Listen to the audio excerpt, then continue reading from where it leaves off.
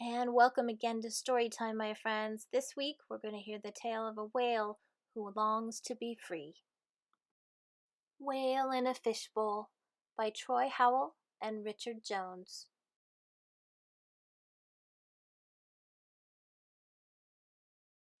Wednesday lived in a fishbowl. It was the only home she knew. Her name was Wednesday because, like the day of the week, she was smack in the middle of everything. Everything circled around her. People, flurrying, hurrying, worrying. Traffic, wheeling, peeling, squealing. Even the sun, moon, and stars circled around her.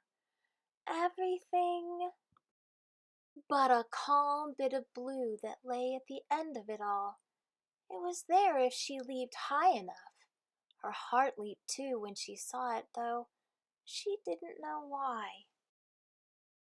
Mostly she would drift, watching the world go by, people and cars, day and night. Then she'd think about the blue and wish to see it again.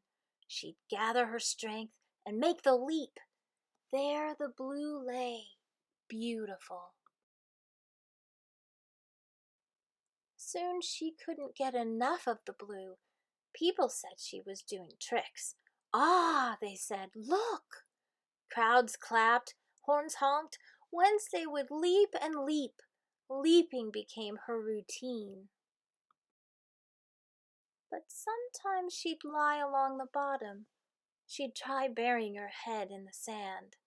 One morning, a girl in a paisley dress approached and tapped on the glass. Wednesday came close. Hey, the girl said. Wednesday gazed into her eyes.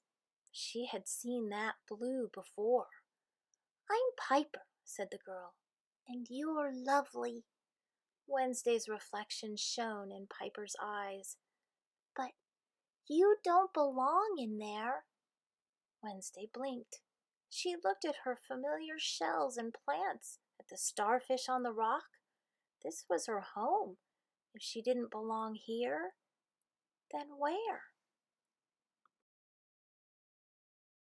Piper was leaving. A woman was rushing her off. But before they were lost in the crowd, Piper called, You belong in the sea! The sea. The sea. What was the sea?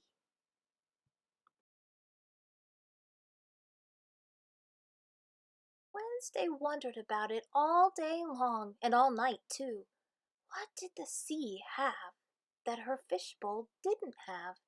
Now she couldn't sleep. She scarcely touched her food. She no longer leaped. Could Piper have been wrong? Piper wasn't a whale. What did a little girl know?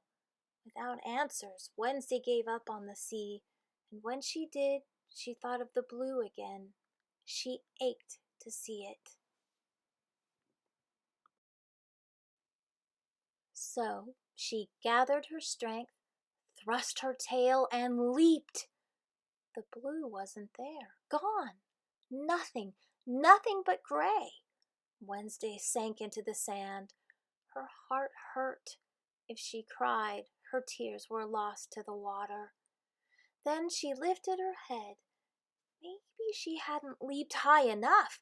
She would try one final time. If the blue wasn't there, she would leap no more. Up, up, Wednesday leaped, higher than ever before.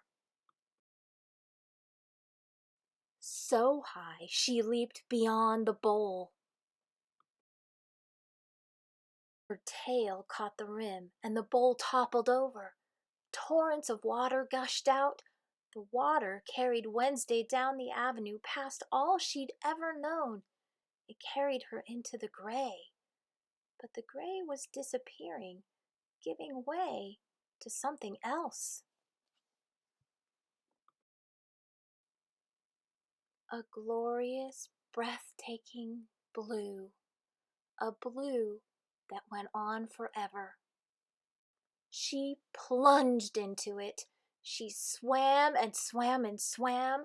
She skimmed and soared, spouted and dived. She turned somersaults. She swam strong and far and deep.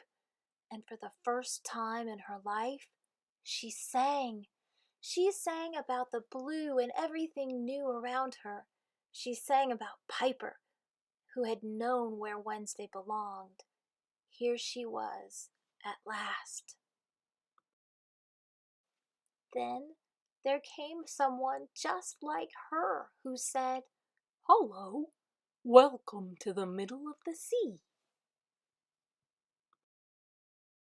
The end. Although I bet it's just the beginning of Wednesday's happiness.